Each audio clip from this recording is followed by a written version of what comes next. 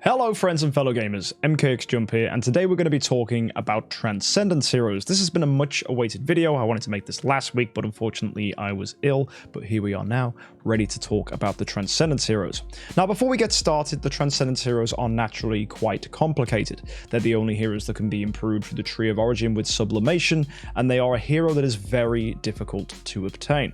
Let me show you, for those of you that don't know, how to obtain a Transcendence hero before we get started. Transcendence heroes are a unique kind of hero that can only be got once you have an E5. When an E5 is acquired on your account, you will unlock the Gate of the Void. You'll be able to enter in and take a look at the Evolution Cube. Here you can convert standard E5 heroes from the various factions into Transcendence forms of themselves, which are typically more powerful. You need for this though 5 million crystals of Transcendence. Crystals of Transcendence can be obtained in a myriad of ways, but mainly from attacking through the Realms Gate, mining at these mines here, and more importantly pushing your way through the various game modes like Void Arc, where you can buy them from the Central Hall here for example.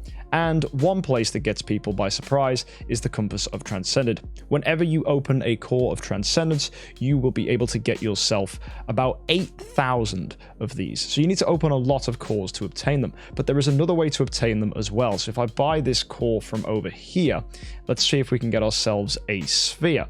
And a Transcending Sphere is something that you can go ahead and use to get yourself more of them. Didn't manage to get one there, but trust me, spheres give you a choice of getting either 250,000 crystals of Transcendence, or you can go with Stellar Shards. Do not fall into the hype of wanting a Transcendence hero. It is always better to get Stellar Shards, even though Crystals of Transcendence are the key resource for Transcendence heroes.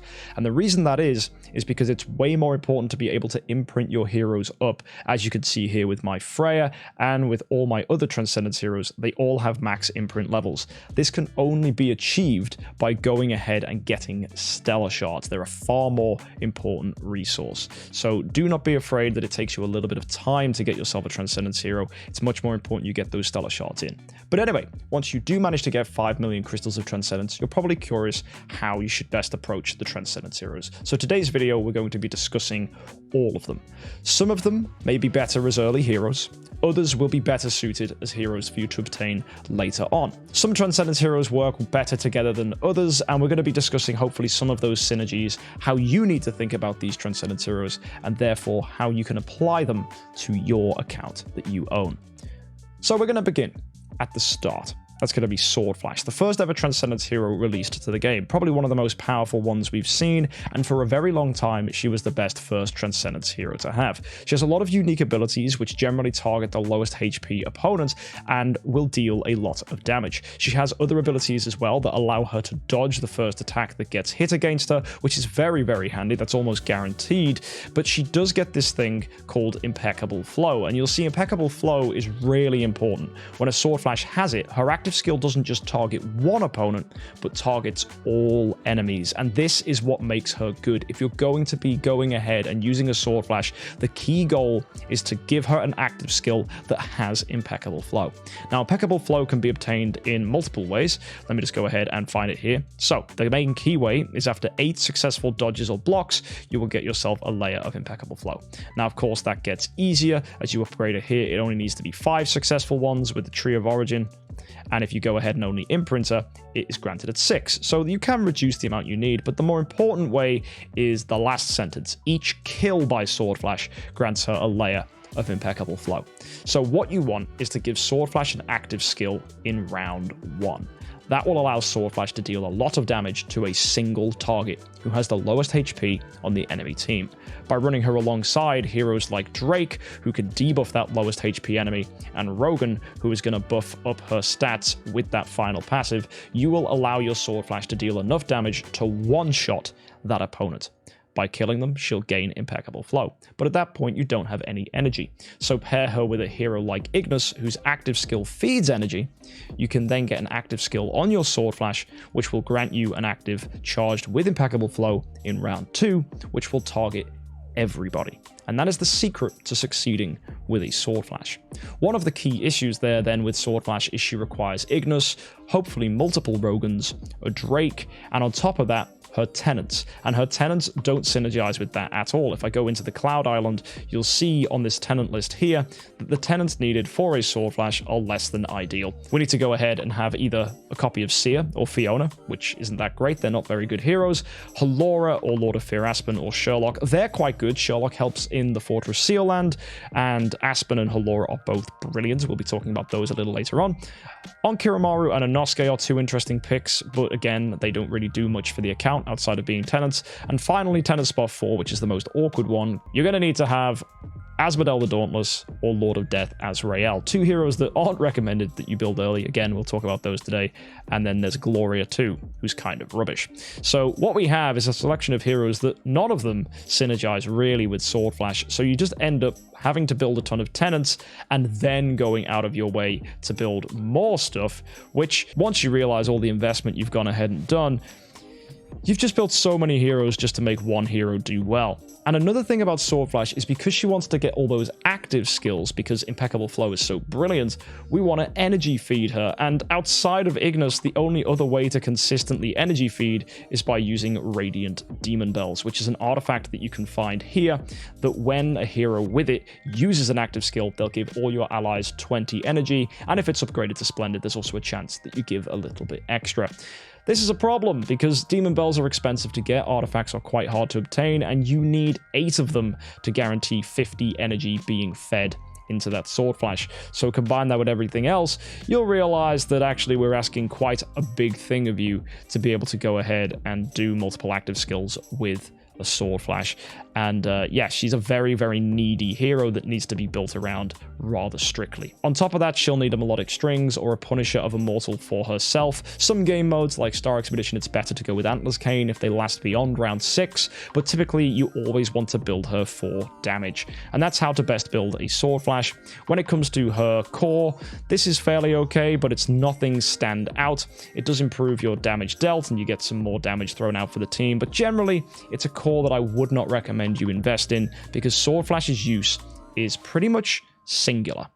What do you actually need to use her for? Well, the key thing that Sword Flash is useful at is in the Gate of the Void.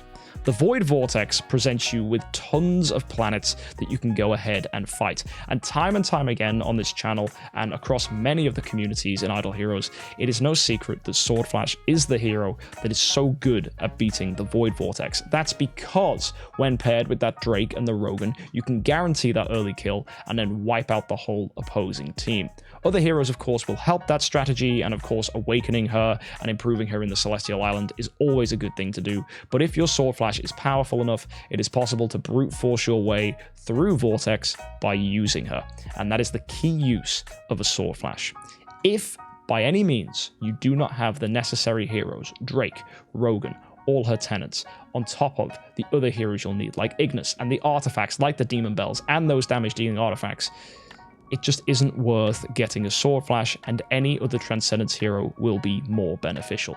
So do I recommend her as a first Transcendence hero? No. And that's the important thing. Even though she's really good, she's difficult to make work. So let's look at the rest of the Transcendence heroes. Next, we have Scarlet Queen Halora. Her main purpose is as a support hero because of this final passive. When the battle starts, all allies will get Queen's Guard, which means when Queen is hit, all opponents get to attack back with 800% of their attack, which scales up, of course, as you improve her origin and imprint. And you'll also gain a ton of damage dealt, which when fully upgraded is actually massive. It's 24%, so that's really, really helpful. Another key aspect of her abilities is Abyssal Corruption, which comes from her active skill, and that means enemies will deal less crit damage, so you take less yourself, but they also receive more from your team, and that is fantastic. This is crucial in strategies like Star Expedition when you want to maximize your damage, because you're improving your all damage dealt with that final passive and your overall crit damage performance with the active. So these two things play into each other really, really nicely. On top of that, she's got a decent damage stat. She bleeds, and she's a fairly good all-round hero. But generally, as I said, her key ability is to go ahead and improve your team through all damage dealt and Abyssal Corruption. So therefore, she functions as a support hero. So if you need someone to help your team without being heavily invested in, so not a main hero herself, that's going to be her key use. There are other strategies for her as well. So Abyss Sealand, you can get to Sealand 25 by pairing her with an E5 Ignis, by Void 4ing both and having some 9-star Ignises as babies to give both the Queen and the big Ignis control immunity. You should be able to brute force Sealand 25 relatively easy. Again, you can find videos where we have done that on the channel.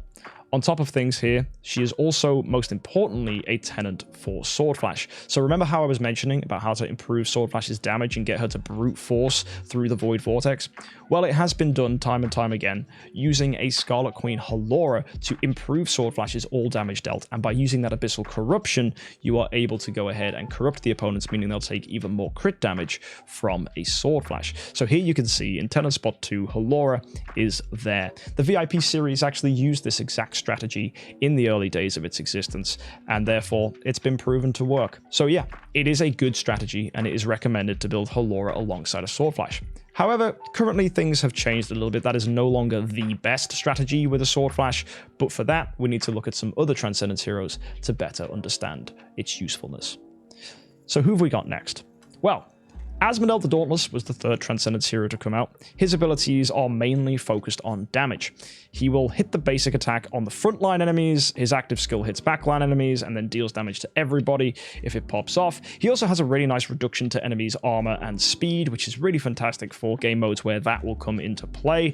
And on top of that, he gives some protection, which can support opponents, and it's a pretty good all-round ability. Like, it's a good skill effect. All damage reduction increases by 25%, and of course that's going to scale up as you improve him all the way to 40%. So glorious support's not bad at all. The key thing is actually that whenever he takes damage from active skills or basic attacks, he's going to do revenge to the attacker as well and gain crit for himself. So as he gets hit, he is going to be more powerful. So gaining crit is really, really nice. And there's a really cool ability as well he has, which is through a passive, which is whenever an ally is killed, he will heal himself and is also going to improve his damage dealt by 18%, and that will stack as well with Revenge that gets placed on top. And Revenge pops off with his active skill and allows him to deal more damage to enemies who have the Revenge stat. So overall, Revenge and all these things make for him being a very, very good damage dealer.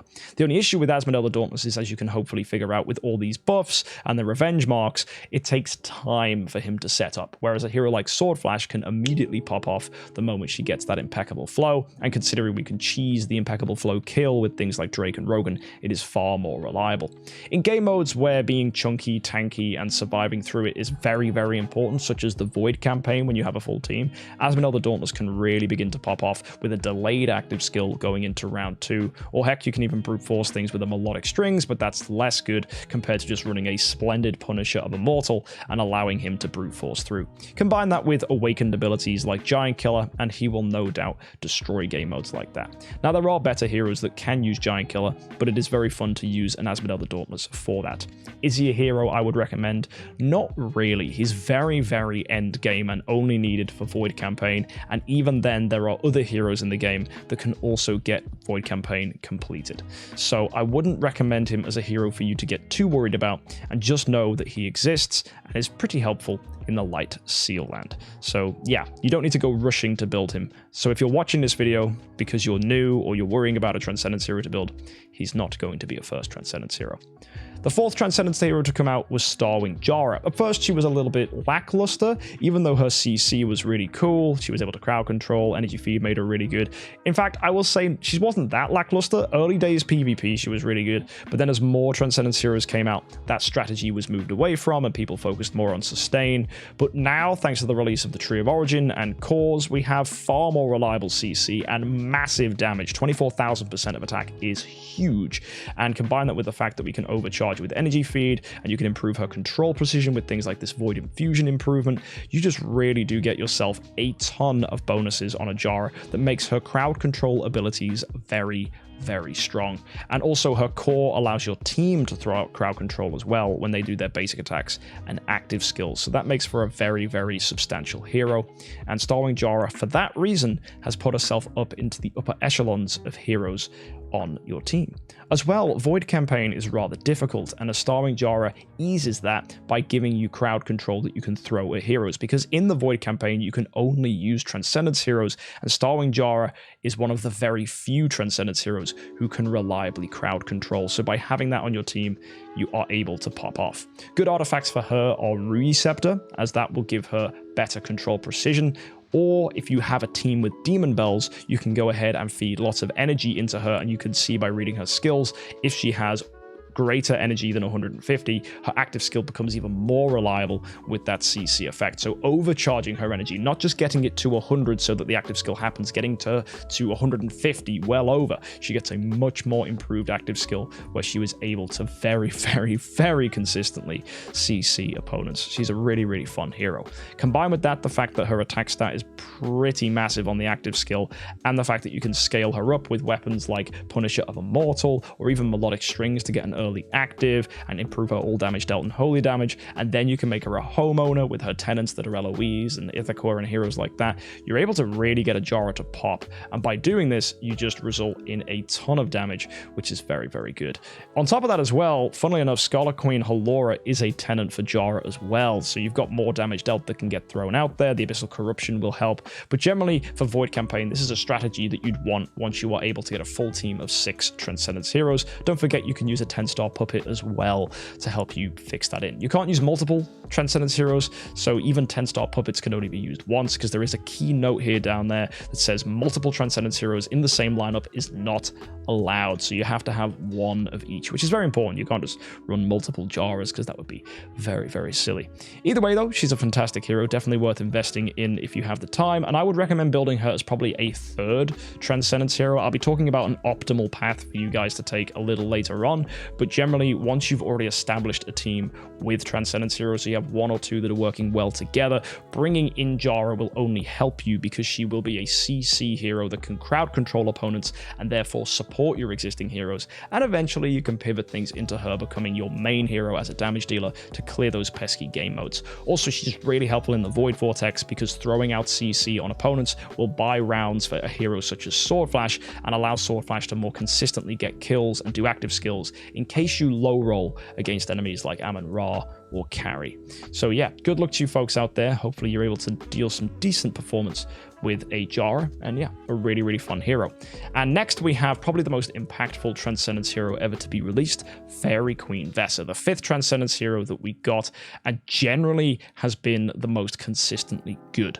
She is notorious for dealing a ton of damage with her active skill, as it is able to continuously hit opponents over and over again with a massive barrage. Even though it hits one random enemy, when there are fewer enemies, all of those hits get focused in and you do a lot of damage as a result. She's able to improve her own performance by allowing you to heal allies and give them shields, so she's not just a damage dealer, she's a very good support hero. She also gives Blessing of Purity, which means you take less critical hit damage, which is really, really nice. And on top of that, she can go ahead and silence opponents, which is fantastic. Silence Gag Order will allow you to just remove an opponent's active skill for a few turns, which is really nice. Well, 1 round, but it's still very, very, very nice. I think that actually improves the duration the longer it goes on. I think there's a little improvement here that improves the duration. Yeah, there you go. The Noble Sublimation here makes it last 2 rounds. Is it worth upgrading that? Nah, I wouldn't rush for it. The main thing I like to do with a Fairy Queen Vesa, I'll even show you my own because she's my main hero, I like to go ahead and upgrade the sublimation on the active skill if you get this, because first of all, you can improve the performance of the active skill by upgrading it once, and then the pure sublimation here gives a whopping 270% skill damage, which actually is pretty big. On top of that, we improve the healing given to our allies when they are below 50% HP, and as well, when an ally is healed, you go ahead and improve their armor by 33%, so that gives them added protection. This was crucial in my Star Expedition team because it allowed my Olivia to stay alive. That armor really does make a difference, especially when you get multiple active skills from Vesa and it's able to stack on top of itself, giving you 99% of armor, which is probably a 3.3, so it's probably 100% extra armor, which is, yeah, double the armor, double the survivability. So yeah, really, really fun. I'm loving the performance of a Vesa. She's a massive damage dealer, and her tenants are actually surprisingly good. So if I go ahead into the Celestial Island real quick and show you them, heroes that pair well with her are heroes that you should probably naturally build for most Idle Heroes accounts. So first of all, there's a Rogan. You should have a Rogan on your account. He's very reliable. And you've got Sword Flash, whose base attack stat is phenomenal, making her the best Transcendence tenant in the game, even though she's an assassin. This is a funny thing. Assassins typically have a low base attack stat that doesn't scale very well, but because of just how Transcendence heroes work, Transcendence heroes have their own unique base attack stat. And in the case of Sword Flash, she has the highest of any hero in the game, and therefore she makes a phenomenal tenant. So if you just wanted to massively improve your Fairy Queen Vesa's performance and you didn't really care about building a Mystic Fairy Freya, which might be an oversight because I think Freya's really good, Sword Flash is fantastic. So if you're a later game player that can afford to build a Sword Flash as a tenant for Vesa, definitely worth considering. The awkward spot is tenant spot 3. You only have Arania and Flora. These two heroes are not very good. Generally, Flora is the better pick because she gives better scaling, but really both of them are pretty uninspired. And then Jarrah is our final one, which is nice. So Jarrah pairs well with Vesa. So there's a little recommendation because tenant spot 4 is shared. It's always good to look at what heroes synergize with each other as tenants, let alone just their abilities. So yeah, as you can see, I have a Jarrah and a Mystic Fairy Freya, both as tenants for my Vesa, and it just massively pumps up her attack stat. I could push this all the way up to about 6 million if I wanted, but right now it's not fully tuned up for that. It's speed attack currently. So if I went with attack, yeah, I'm getting closer. I would need to do some more fine tuning, but still, very, very reliable. Very cool hero. So she's a damage dealer, a healer, a support, and overall, we recommend her as your first Transcendence hero. You do not have to build her, let me stress this, as a homeowner. Because she heals, because she offers shields, she will support your first E5. So someone like an Eloise. If you have to ask who your first Transcendence hero is, the answer is going to be Fairy Queen Vesa. If you're unsure, if you don't know. The reason we say this is because Fairy Queen Vesa will support the strategy you're already doing, so you don't have to go ahead and rework your whole account to basically focus on a Transcendence hero you don't really have the right preparation for. As we said with Sword Flash, she's very needy, needs so much, whereas Fairy Queen Vesa doesn't need anything at all. She just needs, if you want to use her as a main damage dealer in Star Expedition, an Antler's Cane or a Melodic Strings, and very little else. In fact, there are Star Expedition teams out there that use 5-star carries and an E5 Ignis, and that's it. Again, I did that on the VIP series if you want to go ahead and check that out. And yeah, really, really strong hero that's versatile. You don't have to go ahead and build her as your main hero. You can still focus on your Eloise. You can put your Tree of Origin improvements still into your Eloise. And only later down the line, when you have multiple Transcendence heroes, do you want to think about making Fairy Queen Vesa your main powerhouse. And that's the beautiful thing about Vesa. She starts off as a support hero. And as you have those 3 or 4 Transcendence heroes to unlock your account to be a Transcendence-focused account, she then blossoms into this phenomenal damage dealer that will no doubt give you a ton of brilliant performance. And that's why she's probably one of the most expensive selling heroes in the auction house. It's because everybody wants a giant killer Fairy Queen Vesa because she's so reliable. And yeah, a really fun hero to get your hands on. And next we have a hero that was super anticipated, Lord of Fear Aspen. A lot of people were very excited when they found out Aspen was going to be Transcendent, and his abilities did not let down. He's able to horrify opponents. He also buffs himself whenever an enemy dies, which is really nice. He gives himself crit damage. And then he's also able to inflict Fear Abyssal Gaze on all enemies. And Abyssal Gaze is basically an upgraded version of Horrify, if you remember its older name, but generally it's just called a fear effect. And this stops opponents from doing anything except for their active skill. But then if you look at this passive, if an enemy is inflicted with fear, he's going to heal himself, give himself energy, and at the end of the round, he reduces the energy of all fear-inflicted enemies by 50. That means it's possible to lock down opponents with a Lord of Fear Aspen, especially if you improve the sublimation here, and it just gets really silly, because if you put the fear out and the round ends, you steal the energy, and you can do that over and over again. But if you remember, if an opponent is inflicted with fear, they cannot do anything except for actives. So if we're constantly stealing energy, they don't have enough energy for an active skill, so they literally sat there doing nothing, and you can attack them. This makes for a really, really, really strong control effect, which rivals Jarrah in potency. Therefore, a very, very common strategy in the Void campaign is to combine Lord of Fear Aspen with a Starwing Jarrah. That way you get the hard CC of Jarrah and the energy steal lock that Lord of Fear Aspen brings, so that when they do eventually break free, they've got no energy, and it is beautiful, and it's a super fantastic ability. Therefore, as you can imagine, Artifacts like Ruyi Scepter are very good, or even just giving him an energy artifact like a Demon Bell so that he can still be getting active skills off and dishing out the fear with his passives, but overall he's going to be energy feeding into that Jarrah to allow it to do well. Likewise, you could give him the Ruyi Scepter and allow him to be the CC hero, and then just stick a Punisher of Immortal or Melodic Strings on your starring Jarrah and let her be a damage dealer. So you can either have 2 Ruyi Scepters, maybe just 1, and just switch between whatever works best for your team. Now this puts us into a really good point to talk about early strategies for your account. As I said with Sword Flash, she's a very needy hero, but by the time you have 3 Transcendence heroes, it shouldn't be difficult for you to build the stuff and have the artifacts necessary for a Sword Flash to perform well. On top of that, Lord of Fear Aspen has a very potent fear effect that also can help because he's a tenant for Sword Flash. So there we have good CC from Aspen as well as good damage from Sword Flash. The final hero I would add in here would be a Fairy Queen Vesa for survivability, sustain, and just overall good performance. And you will find there a trio of heroes that should be able to clear Vanquisher for you and serve you very well as 3 brilliant heroes on your account when you get to a point where you have 3 Transcendence heroes. So like I said, Vesa should probably be your first, and by the time you have 3, you want Vesa, Sword Flash, and Lord of Fear Aspen. By the time you've got your account all reared up, you've gone through, entered the Void Vortex, cleared Vanquisher with that Sword Flash by taking advantage of her impeccable flow, I would then go and do one cool trick that a lot of people don't know. In the Evolution Cube, you're able to regress Transcendence heroes. It costs you 10 soul symbols and 1,000 gems, but you can go ahead, drop them in, and destroy them. This gives you back all of the resources put into them, including their Tree of Origin improvements, and you can go ahead and use all of that, including the 5 million crystals of Transcendence, to build a different Transcendence hero.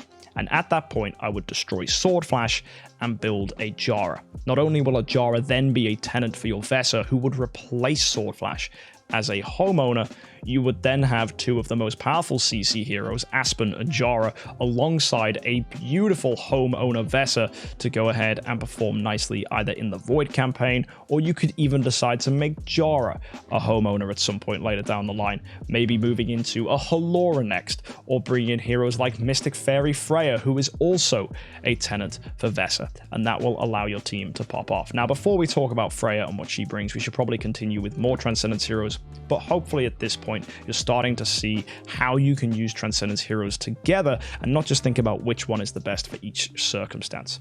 On the topic of circumstances, Devourer Eos is a hero that has many uses, but generally is used in the meta game for one purpose only, and that's to provide burn to opponents. Even though she has great passives that can steal energy and put out these energy oscillations and engulfing sun abilities, which are really strong and could hurt opponents and steal energy from your opponent at the same time. We've got a brilliantly damaging active skill that's got burn and damage over time and deals all these wonderful things that hurt opponents. Divine Retribution stacks even more damage in, and it's so good. Like, she's a massive pop-off, big damage dealer hero. But generally, it's that burn ability that people like to use her for, because it's not only found on her active skill, but her basic attack as well.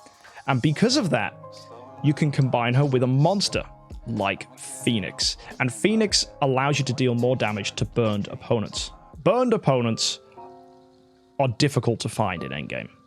Not because Phoenix will dish out the burn and it will sit there and you need to wait for the Phoenix active, but mainly because enemies at endgame remove burn effects. A lot of endgame enemies are really annoying in that they have Purify.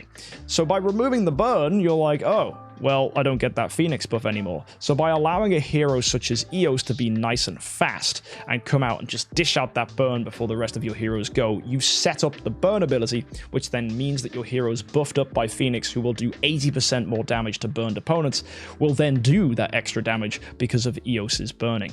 So generally, even though she's got all this fantastic damage and she's able to go ahead and use the Engulfing Sun and Energy Oscillation abilities, the main purpose of a Devourer Eos is to burn enemies. This works brilliantly in things like the Void campaign, where you can only use Transcendence heroes, so other burn heroes are totally not available to you. And also, because she's a Transcendence hero, you can buff her speed to a point where she is able to outspeed your other Transcendence heroes if you make her maybe a partial homeowner, or maybe improve her awakening. Because by going and improving the Devourer Eos, you're not only getting a little bit more damage, that burn being able to come out earlier means that you can go before your team, meaning you set up that 80% damage bonus. So it was for a while a common strategy in Star Expedition to have an Eos alongside a Vesa, even though that's changed now with the release of Mystic Fairy Freya. Again, we'll talk more about her in a second. So generally that's the main use of Eos. There are other things she does, but I'm not going to talk to you about those things in great detail, because for the majority of players, and I'm talking 99% of you, Eos's purpose is to burn, and the damage is just extra. The only other thing that is perhaps worth mentioning about Eos is when heroes die, she gains energy. This means she can continuously do active skills over and over again, which is very important for game modes like the Aspen dungeon. In Purgatory, continuously killing waves with an Eos and then getting more energy because you killed the wave, and doing that time and time again, means you can reliably get active skills over and over because she hits like a truck. By doing all that damage to opponents in Aspen, feeding herself energy and pushing through, lots of people have seen massive amounts of success in Aspen Dungeon Purgatory with a Sun Devourer Eos. Generally, Aspen Dungeon is not something a lot of mid-game players will focus on until they get a much more powerful hero, but it is worth bearing in mind that burn isn't just the only thing she's good at. Aspen Dungeon is another key note where she does very, very well. Next, we have one of the most disappointing Transcendence heroes, Star Alchemist Holmes, a hero that really has only one use. I'm not going to dwell on him too much. Outside of being a tenant for Transcendence heroes, his key purpose, despite all this poison and other stuff he has, is to actually ruin an enemy's day with his core. His core is going to give you an ability which you can only really find in perceptual disorder. It says during its validity period, which means whilst it's affecting an opponent, the enemy, and this is very funny, only does active skills and basic attacks that read their allies will be damaged at random, dealing 800% of attack for 6 rounds. So basically, he shuts down your opponent's ability to attack and replaces it with you hurt your team now. It's a brilliant ability, so strong, and it can come from his active skill, which is really, really nice. But it's a little inconsistent. So DH Games decided to ruin everybody's day by going ahead and releasing his Core of Origin, which I can hopefully find for you here. Yes, take a look at this. At the beginning of the battle, he gains a ton of bottles of Immaculate Potion. And basically, blah, blah, blah, blah, blah, blah, blah, perceptual disorder. There we go.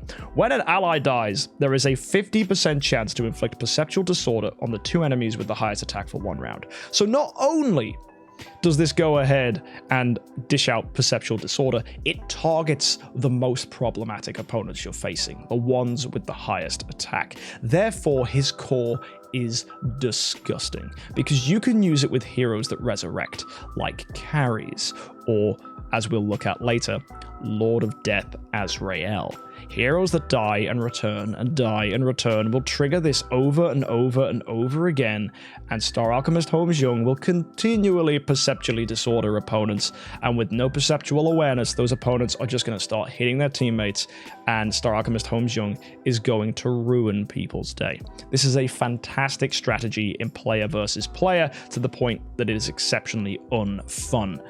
Either way, it's very good, I love it, and I think if used properly, you can make a very fun team.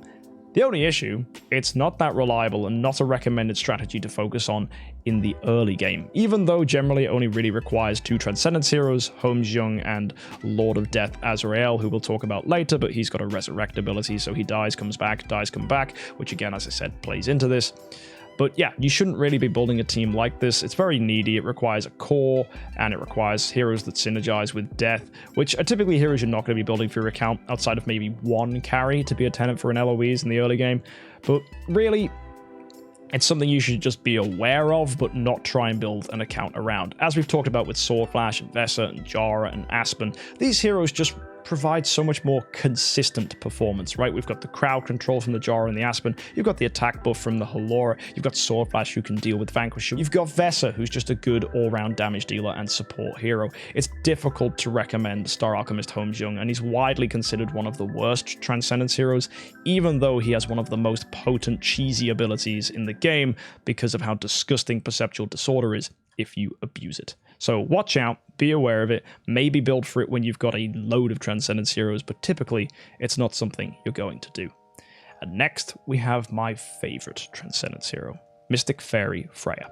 This is a hero that when she came out, I was just blown away by. So many great passive skills. The fact that she can dish out Mirage Pollen, which can go ahead and deal damage to opponents, and then she also heals you, which is great. She's putting out shields. She's got this awesome ability that when she deals active skills, she's going to gain Evolutionary Factor, which has interesting buffs like giving you damage reduction, control immunity, as well increases all allies' attack, and grants you shields, which give you protection, and they're whopping shields as well. And finally, she gets that third layer of Evolutionary Factor, which means at the end of the round, she's going to increase damage dealt to poison targets, but of course, she's going to be poisoning herself, or you can run her with the Snake Pet, which poisons as well, and that's going to improve the damage you deal by 5% every round, also improving her attack and speed each round as well. It's just fantastic because this stacks and stacks and stacks and stacks and makes Freya terrifying. And then if you go ahead and do what I've done and make her Tree of Origin level 5, you can upgrade her final sublimation here, giving her the Noble sublimation ability, which means she gives 33% of that Evolutionary Factor ability. When you get to 3 layers, she gives it to everybody. So everybody deals more damage to poisoned enemies. Everybody gets a speed buff. Everybody gets a ton of attack. It's so good. I love it. It stacks, and the longer the fight goes on, the more problematic this gets. So in things like Star Expedition, this gets out of hand. And that's not even the reason you run Mystic Fairy Freya. That's the hilarious thing.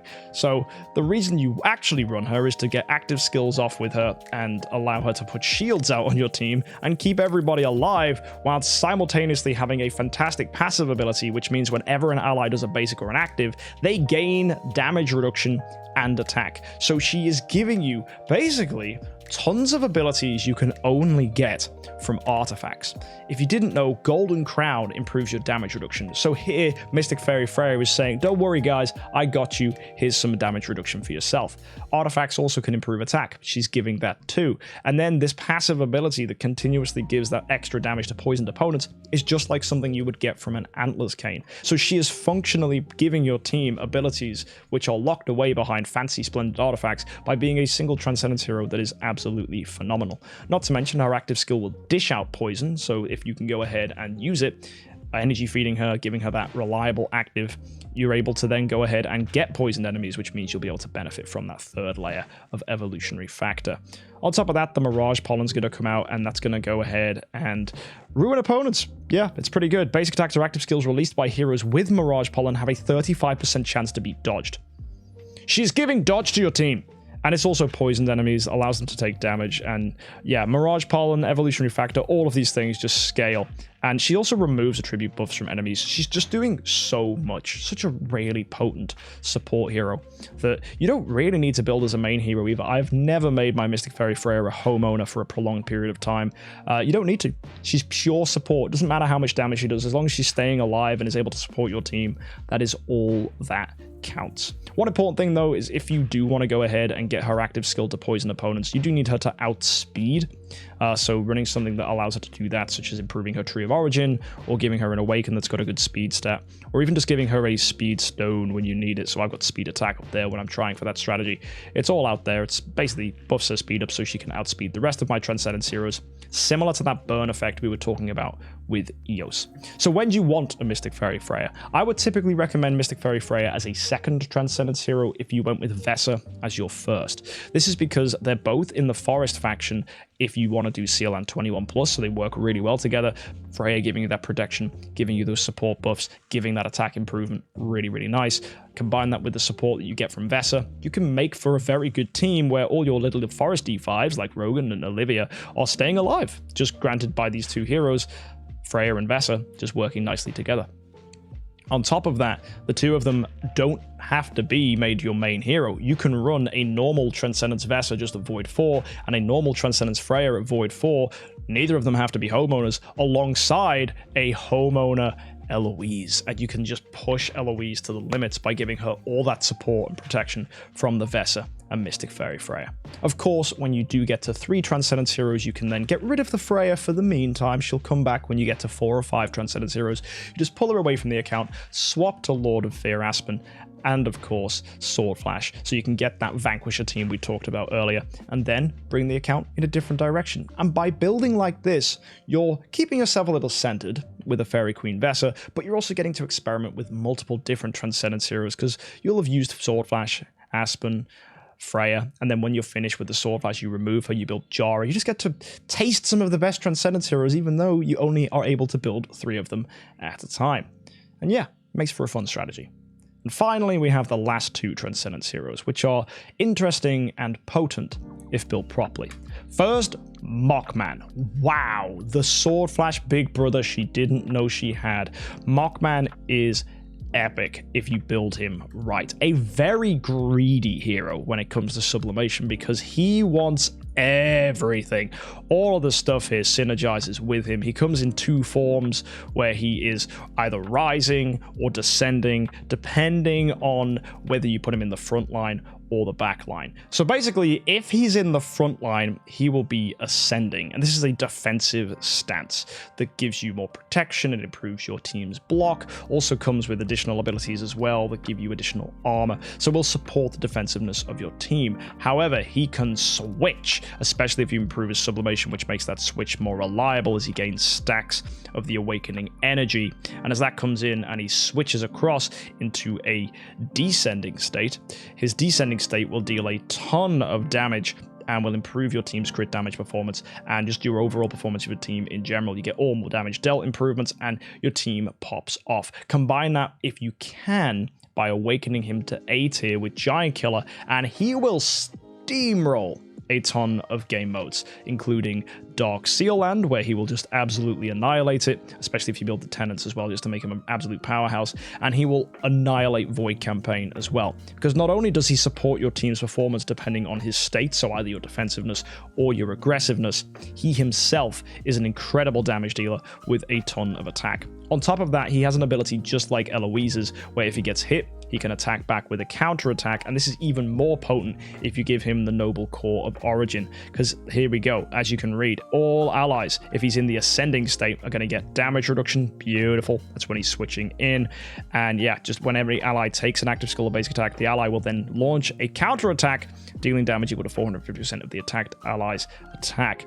However, if he's into the descending state, all allies gain crit, and whenever an ally releases an active skill or basic attack, the ally has a chance to attack the target, dealing even more damage. So basically, he's just adding more damage potential to your team as well, either through reactive attacks or continuous attacks, following up from attacks that have happened, and it just tears through opponents if built properly. Now, if you have 6 Transcendence heroes and you want to go ahead and build him as one of them, I thoroughly recommend it, because with a properly built team where you can buff him up with Freya, with Vesa to give him protection, with Halora, with the CC from the Aspen and the Jarrah, so that Mockman can just come in and absolutely steamroll, with the burn buff from Eos. You get the idea. There's a ton of heroes you can build with him, so there's a variety of different ways you can build this team. But generally, if you can find the right balance of dishing out a synergistic ability that's a damage over time that works with a monster alongside the CC that you can get and the support from the other Transcendence heroes, he will tear through if you make him a homeowner and allow him to hit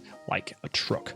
For this, you're going to need something like Melodic Strings or Punisher of Immortal to be a big damage dealing artifact. But again, if you can make him Giant Killer with an A tier on him, he will only improve his performance and just ruin opponents. Obviously, that's an expensive investment. I do not expect this for anybody at all, but it is just something you need to know, that the purpose of a Mockman is to tear things apart.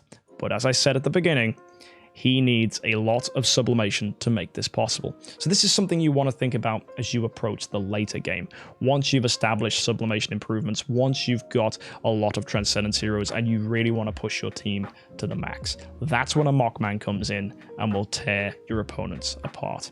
And moving on, we have our final hero, Lord of Death Azrael. A very fascinating hero that I went into depth on in his own video, but typically he is a hero that is going to die, deal damage, and die and deal damage, and that's how he works. His active skill will deal a lot of damage to a single target, including himself, so he does a ton of damage to himself, deals that back to an opponent, potentially killing himself. When he dies, of course, he's going to do all the crazy damage and just tear opponents up, and of course, if he gets a kill with that, he resurrects, gives himself 100 energy, meaning he'll do his active skill again, hurting himself, pushing himself down, down, he'll then resurrect. And yeah, he's one of the weird heroes that it's actually good to build with Balance Strike instead of Unbending Will, because that improves the chance that he keeps dying over and over again. And if you can get him in this lock of doing active skills continuously and dying, and active skills and dying, and an active skill and dying, he will absolutely shred opponents, because the way he's been designed is that if he continuously dies, he's going to deal a lot of damage. But I think DH Games intended that he would die maybe every 2 or 3 rounds, but there are ways to abuse this, especially with Balance Strike, where you can continuously get him to die round after round after round after round, and that damage just becomes oppressively difficult to deal with.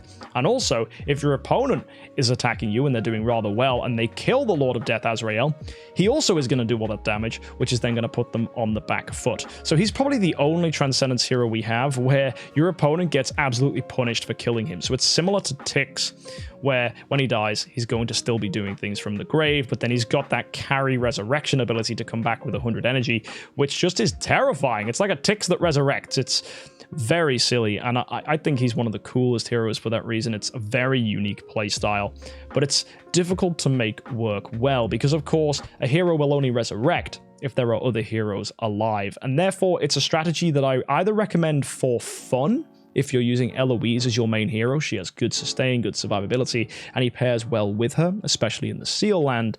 But typically, I would recommend sticking to a traditional route and building Vesa as a first Transcendence hero. Lord of Death Azrael is by no means a bad hero, but certainly not a hero I would encourage unless you really knew what you were doing, because you have to keep your team alive to take advantage of his abilities. So not only do you need to improve him, but the hero who will be your sustain hero. And that's the annoying thing. It's best to put all your eggs into one basket in this game rather than splitting across 2, because you'll often just ruin your performance and damage. That said though, Azrael may surprise you, and he is certainly a fun hero for that reason. And of course, that dying and coming back, like I said with Holmes is only going to synergize with Holmes core, which can get very silly in game modes like player versus player. And wow, I just said a lot of words about Transcendence heroes, and hopefully it didn't all go over your head. If you have any questions based on what I've said today, do not be afraid to drop a comment in the comment section. This may be a video you need to come back to. You might need to come back with notes.